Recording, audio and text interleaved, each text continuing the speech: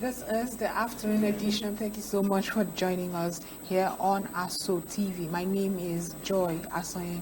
Remember, the afternoon edition goes beyond the headlines to discuss stories that are relevant to you. Today, we will dedicate most of the program to Nigerian youths and the upcoming elections. What are Nigerian youths expected to do, especially as the primaries are coming? Are we still going to see those pockets of violence that we often see marring our election process? That's what we'll be delving into on today's edition. I have with us in the studio Ambassador Kikwe Karibo. He is the President General, South-South Youth Alliance. He's also the Senior Special Assistant to Governor of Kogi State on Domestic Affairs. Thank you so much for joining us. Joy, thank you very much for having me. I'm very grateful. Yes, we'll go on a very short break. When we return, we'll delve into the issues at hand. Stay with us.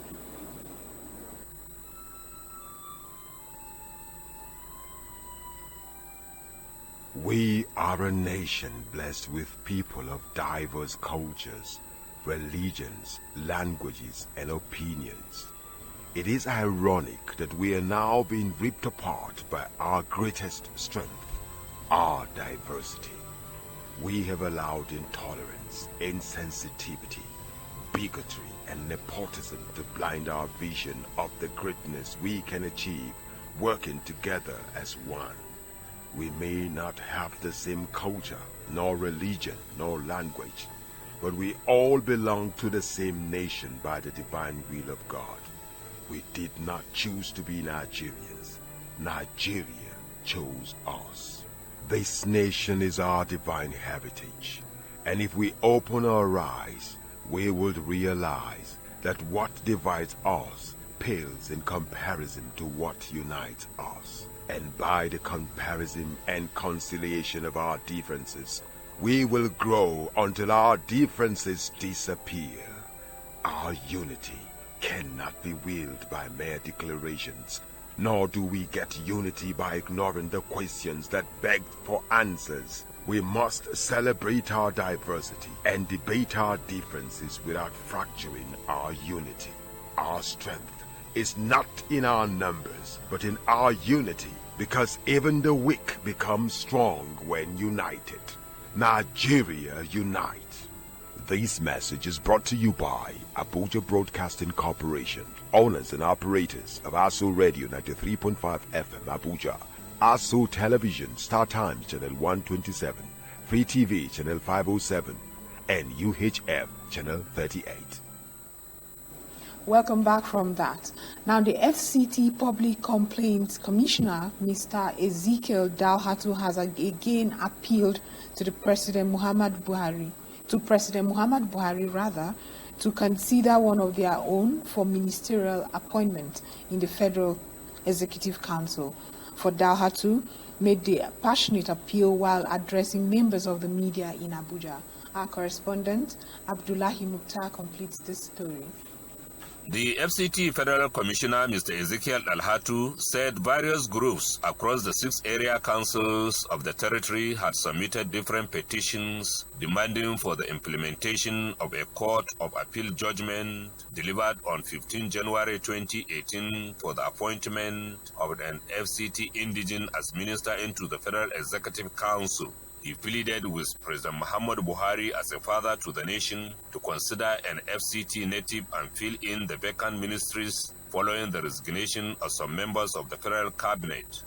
Last week, we had some petitions and some complaints from the original inhabitants of the FCT, bordering on exclusion as critical stakeholders in the FCT.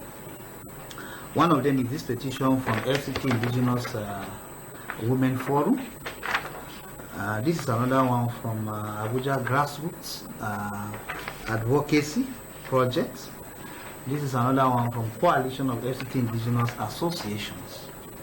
And all they are saying, all borders on the issue of ministerial slots, that over the years they have been excluded from Federal Executive Council meeting, where critical decisions about this country have been taken.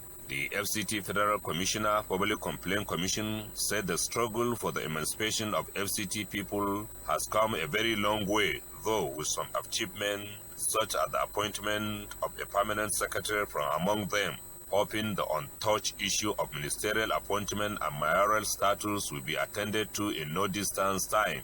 The National Assembly unanimously sent a recommendation to presidency to this respect.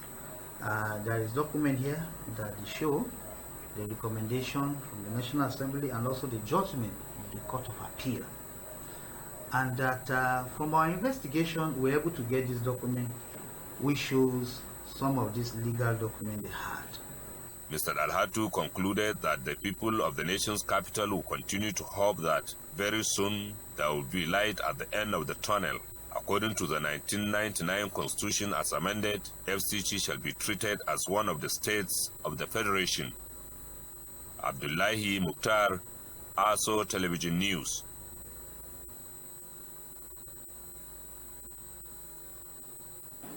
Welcome back from that report. Now, the FCT Complaint Commissioner is again appealing for that representation. But there's always the question of FCT being the federal capital, the capital territory. By virtue of what it is, a lot of people have said you already enjoy a lot of representation. Yeah. Do you think it is legitimate what their complaints are? I think it is not just an FCT thing. It's a nationwide thing. There is always this agitation about equal representation. People would always ask that they are, part of the political system and leadership. So it's not just FCT. So I think it is that report on agitation is not misplaced, by the way. But then, I also believe that for us to really develop as a country, we need to start looking beyond this is my place, or I need my person, I need my people, I need someone from my ethnicity to be in government. I think we need to look beyond that, because what if we have the best hand from a different place? So are we going to insist that so long as that person is not from your place, the person shouldn't get the job? No. Nigeria, as it stands now, should, have outgrown this politics of he's my place, he's not, from my place. He's my brother, or she's my sister. Look at you being a senior special assistant to a government Kogi State, when you come from Rivers State. Rivers State. How did that happen? That is peculiar to the governor of Kogi State, Alhaji Yahya Bello. He's one man who believes that we must give the best hands the opportunity. He believes that Nigeria, irrespective of where you come from, Nigeria is one. Right. And so within his cabinet, it's not just me. He has about 58 non-Kogites in his government. And so it is peculiar to him. It doesn't happen any other place. Okay, so are you also seeing the indigenes feeling such change? No, no, I don't think they do, because once you have a leader, the way he thinks, he brings it and narrows it down, channels it down. So I think at this point, Kogi State is now fully matured, because they embraced us, they embraced me personally, particularly they embraced, and I've never experienced any, attitude simply because I'm not from Kogi State. They have given me the same love and the same opportunity as every other Kogite. That's what has been happening. And then there's another aspect of it where maybe the Rivers State people would say you're giving your best to another state. Nigerians are competitive like that. Exactly. Do you also get that? I get that. But then I was in Rivers State before I came to Kogi. They didn't notice what I have. You see, they didn't value. I should say value. They didn't value what I have until His Excellency Alhaji Yahya Bello discovered me and brought me on board. And so I think it is a loss to the Rivers people, but all the same, I am A loss representing to them, the and I'm Rivers doing all I people. can to Yeah. show that the Rivers people also have capable Good hands stock. too. Yes, yes. That's it. Are you feeling more pressured now to deliver than you would have felt if this were your state? Would you have felt a little complacent if it were your state? Not really. I think I am very comfortable. I'm not under any Pressure, yes, right. I'm not under pressure. I'm very comfortable, very, very comfortable, because His Excellency has made it very easy. He made our job very easy, and I think he is one of a kind. He doesn't, ask too much. Well, and then he also makes sure that he creates the enabling environment. So he doesn't tools set you up to fail at all. He creates Domestic the tools. affairs, what does it entail? I know we often would tease people who are very domestic, who are very industrious at home. You must be the essay on domestic affairs. Okay. Now, what does your job really entail? Okay, my job actually is to ensure that the day-to-day needs of His Excellency is provided for. Right. From his personal, domestic things to the things he needs externally. Right. So actually some people call it a glorified houseboy, but then there is no political position that is not about service to the people. So you need His Excellency to get his job done properly, and so you need to take away some of the pressure, some of the stress From him. You need to run some very important errands for him to ensure that he delivers as a governor. Glorified houseboy. that I won't let that slide. But it's exciting. Exactly. It must be exciting to work with the governor. Exactly, because and it be gives a you the glorified opportunity. houseboy. Yes, it I gives think you the I'll take opportunity that of job being. if you ask me. Of course, a lot of people want that in every government. A lot of people want to be very close to the governor. Right. At the presidential level too, they want to be close to the president. So I think the proximity I enjoy, even commissioners do not enjoy Right. such proximity, such closeness. That's one of the benefits you get From the kind of job you yes, do. I do. Let's I move get a to see little- him, get to see him every day, get to be close, get to rapport with him, get to feel his pulse too. However, as a youth leader, do you feel like you should have gotten a position where you can influence decisions? Are you able to do that? I mean, moving away from domestic affairs, are you able to exert your influence in the youth constituency to say, Your Excellency, this policy I do not think is Okay. right, and how about you look at it this way? I do so much more Oh, wow. where I am now, because being close to him, allows me to, have conversation with him on a regular basis, unofficial though, on a regular basis. So I think I would never ask for a different office. Wow. Yes, I would never ask for a Let's different office. look at the upcoming elections and the youth constituency. Are we going to see? It's often characterized by pockets of violence here and there, where they are used as tools to forcefully maybe get. Of course, we are not going to see the ballot box snatching any longer, Yeah. because it will be irrelevant. Yeah. But are we going to see those pockets of violence? The Nigerian democracy is growing very fast. There was a time in Nigeria that every elections you would see that there is war here and war there. It was almost like a full-blown war during elections. But if you look at it from 2015 elections down to the 2019 elections, you find out that there have been a whole lot of changes. And so that change, the changes that is coming would remain, because that's, from that time till now, it is getting better. So actually, you wouldn't rule out, those violence, pocket violence, but I think it will not be as it used to be before. Of course, the youth are, better knowledgeable now. They are much more equipped. They know better. However, yesterday we took a story of violence that erupted in your state, Rivers State, Okay. APC Secretariat, where during the screening, where as gunshots were in fact heard, and it brings back the question: are we back to this kind of electioneering? Actually, the River State situation, I think, even though I'm not at liberty to discuss or go into it, I would want to mention a quick one that I think is a leadership issue. Right. If you have the party leadership doing the right thing, we won't be getting such.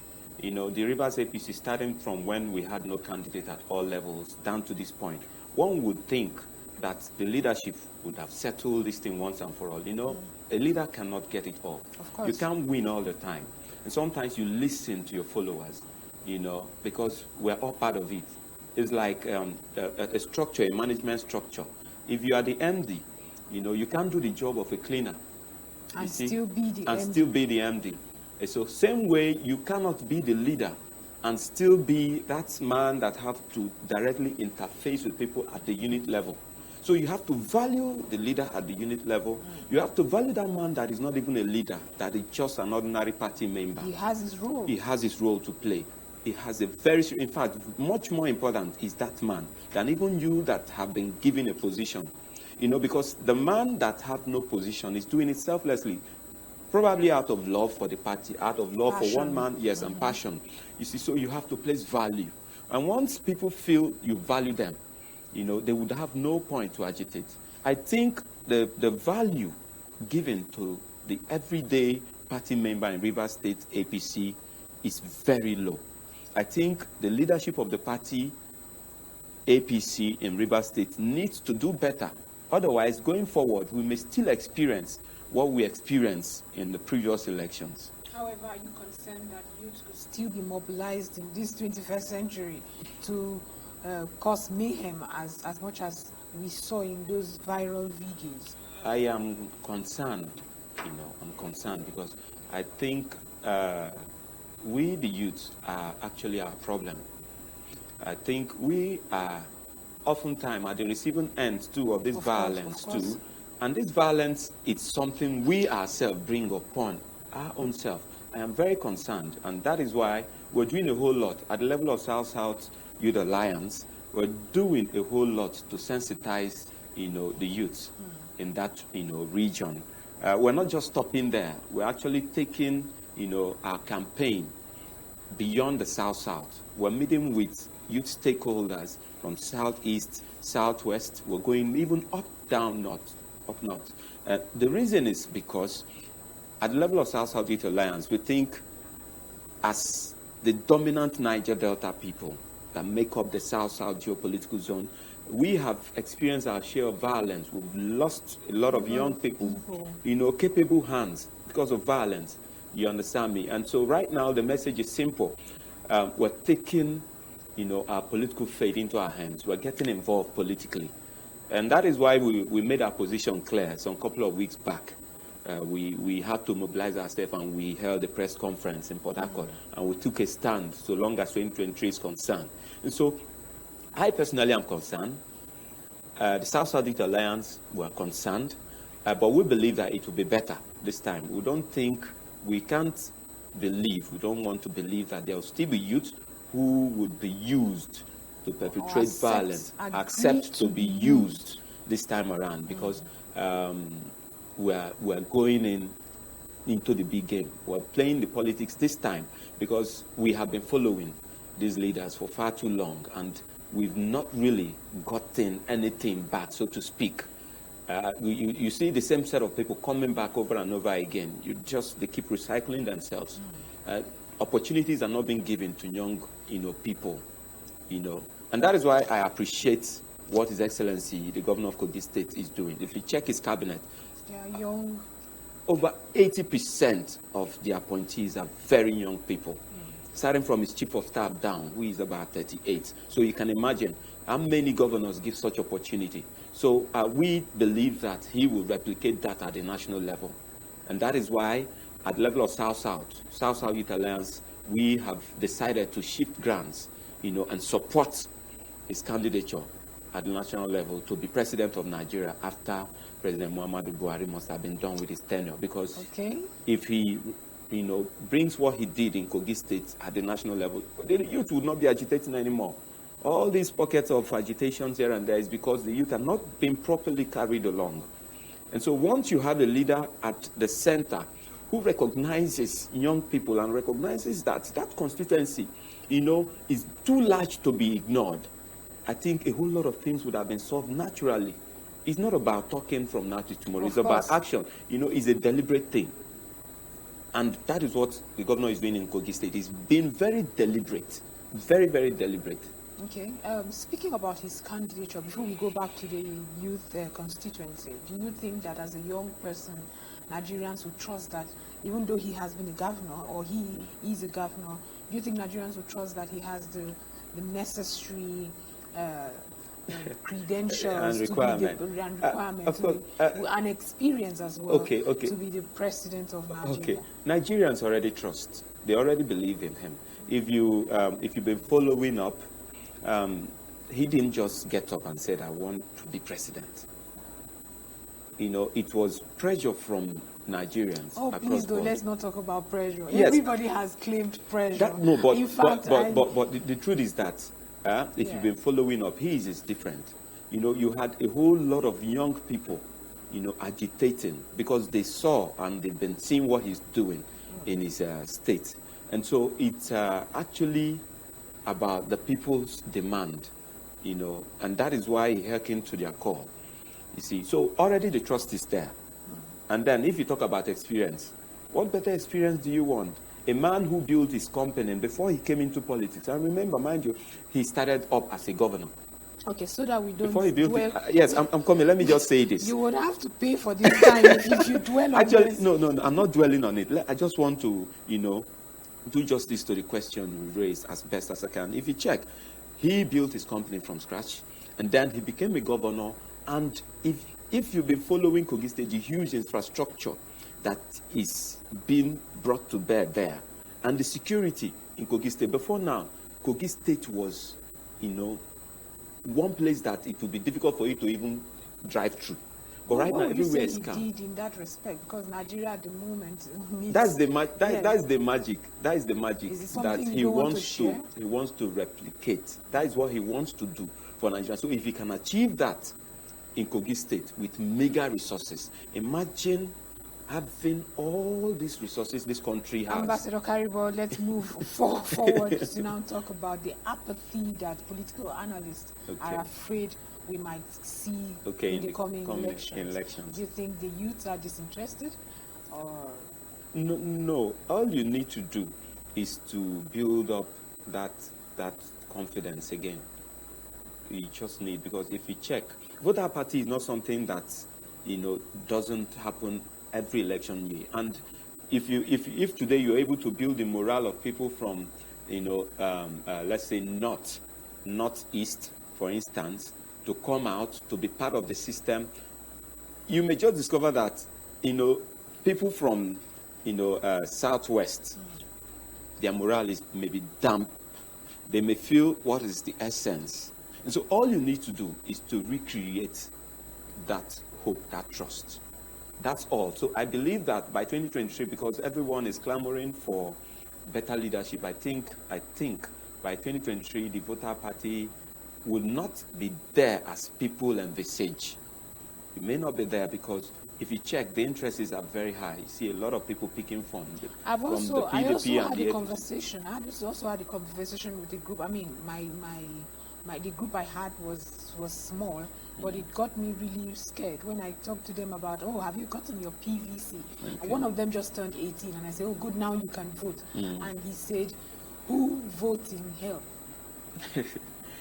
I was excited for him. I mean, when I turned 18, I could not wait to just get my voter's card and feel like I had my Yes, you have a responsibility too. First, it starts by responsibility. And in that group of young people of about, say, 7, none of them had gotten their PVCs or were interested to vote. That's my small group that I had. Okay. And I wonder, are there more groups like this Now, and I'm not talking about, I'm not streamlining it to a region now. Yeah. I'm just talking about the Nigerian youth.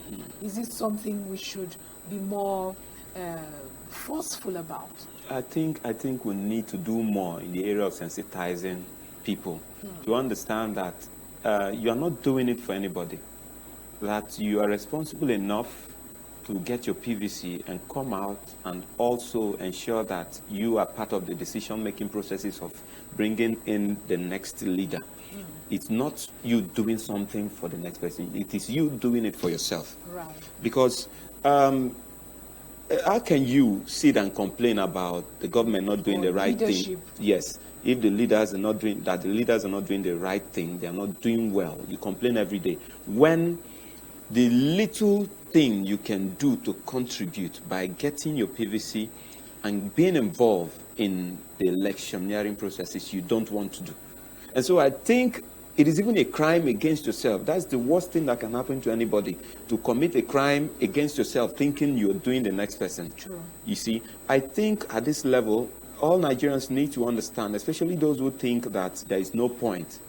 You understand me? Getting a PVC, my vote would not count. Why would I get it? Why would I be involved and all that? Yet you complain every day. I think it is time the reorientation agency starts making people understand that you're not doing it for the next man. You're doing it for yourself. This guy, I listened to a podcast some time ago where somebody said, I mean, if you are not part of governance, it's like saying I don't care about the people who make decisions as to how I breathe, the air that I breathe, the food that I eat.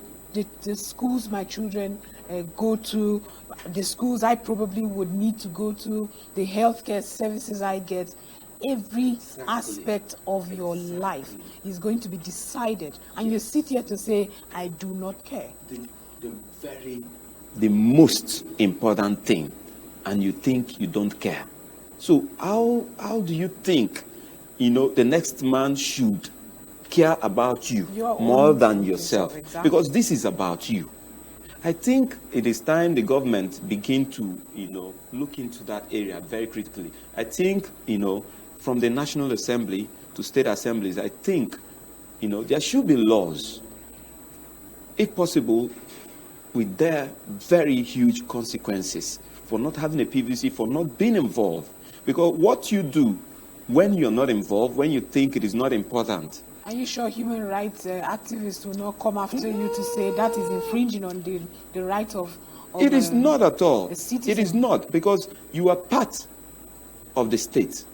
You are a constituent or a component of the state. So it is your duty. It is first your duty to be involved. It is your duty, because the roads you use, in fact, every social amenity you use is as a result, is a consequence of leadership. And the process of selection, you understand me?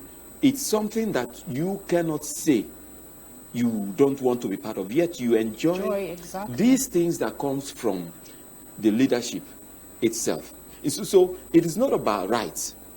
You can say that I have a right not to be part of the system, but you also, you think you do not owe a duty to the state. If you think you have a right to use everything that comes from the state, you also owe the state a duty to contribute your quota, as little as casting a vote. And the only way you can cast your vote is having your PVC. It's like a life wire. Exactly. Looking at the state, if we look at the state like a human being, now that human being is not complete, without the day-to-day things that enables him to think, to function. And so for the state to function properly, you need the components.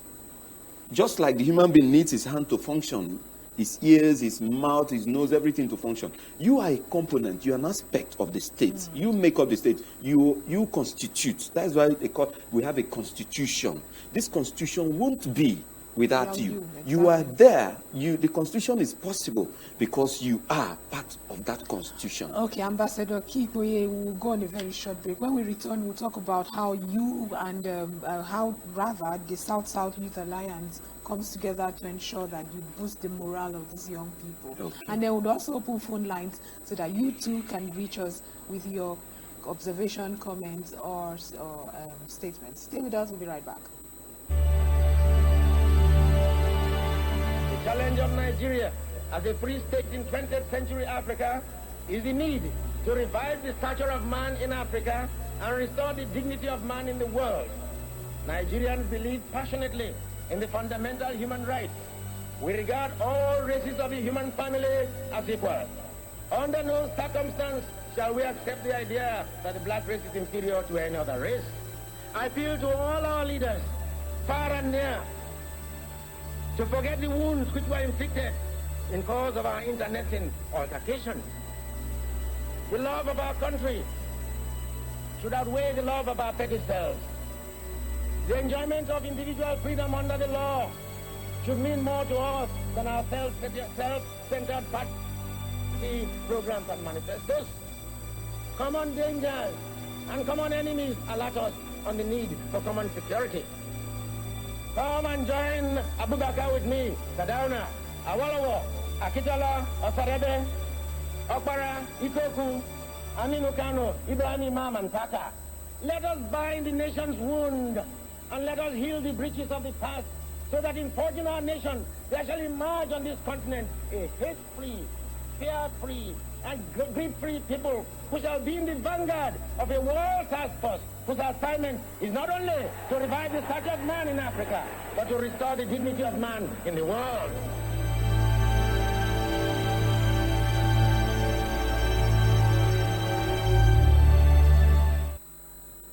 Welcome back. If you're just joining us, we've been discussing the Nigerian youth and the upcoming elections. What do we do to boost their morale and ensure that everybody is just as interested in policy making as the rest of everybody, basically? And I've been discussing this with Ambassador Kikoye Karibo. He's the President General South-South Youth Alliance, and he's also the Senior Special Assistant to the Governor of Kogi State on Domestic Affairs. You referred yourself as a glorified houseboy. You know I will not let that slide. I will be on it over and over and over.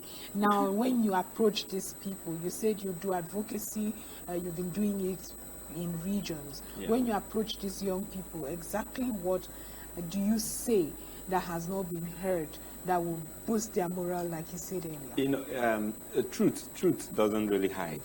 If you're saying the truth, it has a way of making people feel it. It is beyond something words can really express. Otherwise, there is nothing really new that you can say that have not been said before. You see, especially politically, the Nigerian states have had it so much that people have almost lost, trust. You see, but one thing that remains is that hope. The hope is still there, and that is why people still believe in the Nigerian state. If you check the agitations here and there, is as a result of they not getting all they think they should be getting. Of course, no government can do everything for you. Of course. No government. It is even worse in so many other countries. You see, so what we do in South-South Youth Alliance is to send the message of hope. We make them understand that for the very first time, we are young like you. And we are taking this thing to the next level. We want you to be part of what we're doing. And that this time, it won't be about the older generation. We have complained for too long about the older generation, how they have recycled themselves at all levels politically.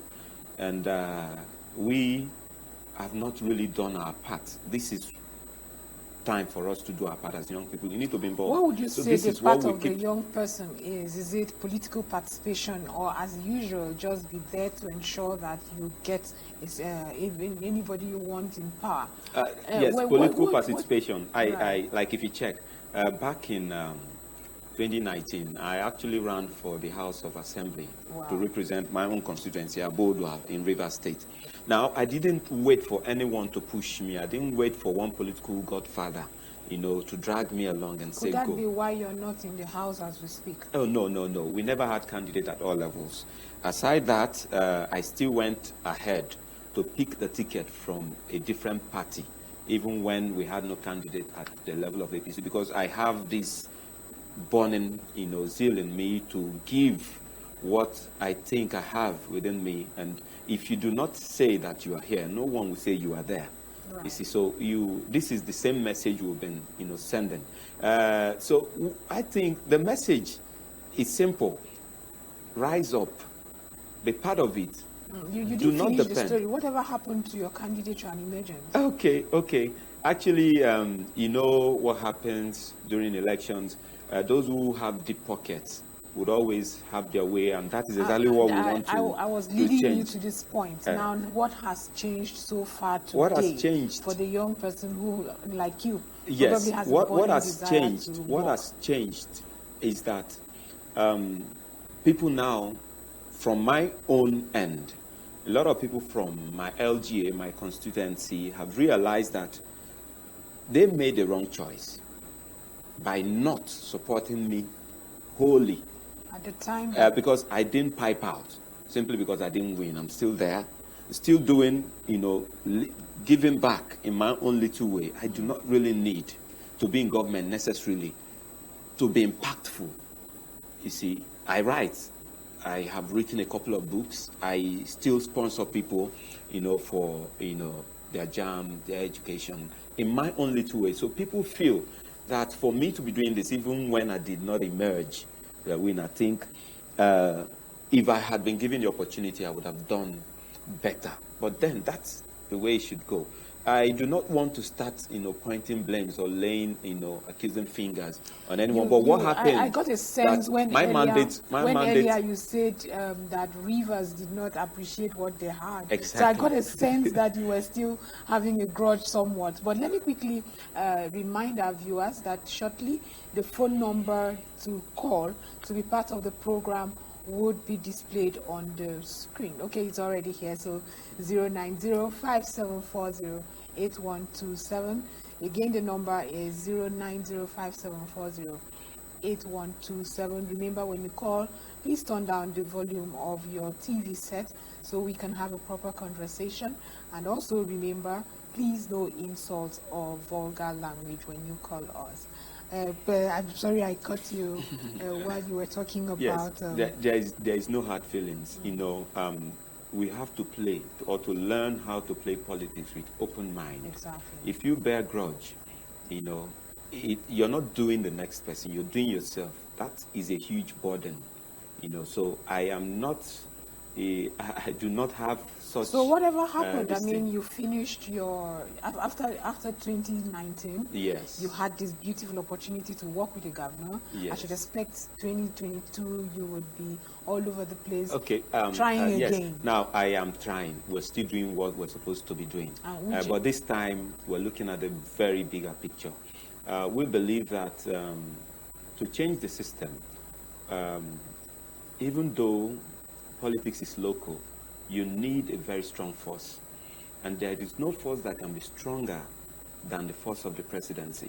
Right. And so right now, the only project in my mind is how to support, to contribute my quota, to see that Alhaji Adoza Yahya Bello emerges as the president of Nigeria by 2022. And no position that I would have can be much more, better or much more given, much more impactful than this particular project, because it is a youth project. In fact, this is the revolution the Nigerian youth have been waiting for, even though a lot are yet to know. But this is the revolution we have actually been waiting for. So we're still doing a whole lot in that regard. So I am very occupied now. So the 2022, what would you say to people who keep saying that, youths are just good to be essays and to follow follow people about, politicians about, and trying to get the politicians' ambitions to come to fruition. Yes. That is wrong. Okay, that is wrong we have a caller. Hello. Are you there? Okay, I'm not sure. I think the network is okay. We lost that call. You see, that statement is very wrong. I mean, is Governor Yaya Bello not a youth? Is he an essay to anyone? He's a governor, for crying out loud. you understand me? He's a governor. And he is at the top when it comes to the various aspirants vying for the presidency at the level of the APC, even at the level of the PDP and any other party. Okay. We have another call. Good afternoon. I'm not sure why the network is lousy this afternoon rather. We'll try. Please try again. I would like to hear what your comments are. Especially, I'm sure they want to comment on. Yes. Now, so you see, he's a young person, but he's doing it. So the problem is that a lot of young people we have today are lazy. They just want to be spoon-fed. They want to be spoon-fed, and that is not the way to go. Nigeria, politically, Nigeria came to be through the struggle of young people. And the young people of this generation have decided to sit back and allow the young people of that generation continue. Right now, the young people of that generation are now old. And so you find out that they've lost touch of things that is, that plays out in this present generation. They have the analog generation. And so there is no way we can have fast development when you have people thinking from the past or looking at Nigeria from the rear view. You see, so that is why you see that Governor Yaya Bello is at the top. If you check all the aspirants from all the political platforms, he's at the top. He's the most talked about. He has made Kogi State one of the most talked about states, because he's a young person who have decided not to behave like other young people. And so I would just say that Nigerian youths are really excited or are proud of Yaya Bello with the many problems of civil servants complaining in the state. Some roads are so dilapidated, it can't be walked through. I didn't want to tell yes, this. no, it's good you brought it up. I would like you to respond. Young people are very happy. Forget what you see paid social media people do. If you follow, let's I'm not coming. do propaganda. No, it is not. It is not. I don't do that. To tell you the truth, I am not one of those persons that would come and tell you something that is not there, because I would not be doing justice to myself. Because you will get the fact, even though you don't know them now, you will check. You understand me? Most of those persons who talk about dilapidated road, some of them don't even understand the difference between a federal road and a state road. And so what they do is, if they drive past Kogi, they go through the federal road and they shout, what is Yaya Bello doing? What is Yaya Bello doing? Without knowing. And I'm coming. And we are running out of time, resources. So you need this time to now talk to the youth. You just have like a minute to tell the youth about what you think they should be doing at the moment during this period. Okay. It is very simple. The young people of this country need to understand that if you do not say, here I am, nobody would say that you are here or you are there. You need to be visible.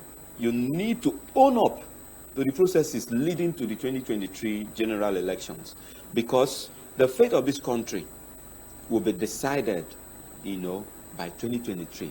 If Nigeria would remain the way we are, or we move forward, or we will stop existing, 2023 will play a major role. So it is simple. It's not enough being on social media and shouting. It's not enough sitting in your house and shout and complain. You need to step up. Okay. You need to own up, and you need, above all, you need to support a young person, someone who is of this generation, someone like Governor Yaya Bello. I'm going to charge you for this. Ambassador Kikboye Karibo, thank you so much for joining us this afternoon. Thank you, Joy, for having me here. I really appreciate it. I'm sure you do after using my time. Okay, my name is Joy Asonye. Until next week when the afternoon edition continues, have a wonderful afternoon and a beautiful weekend.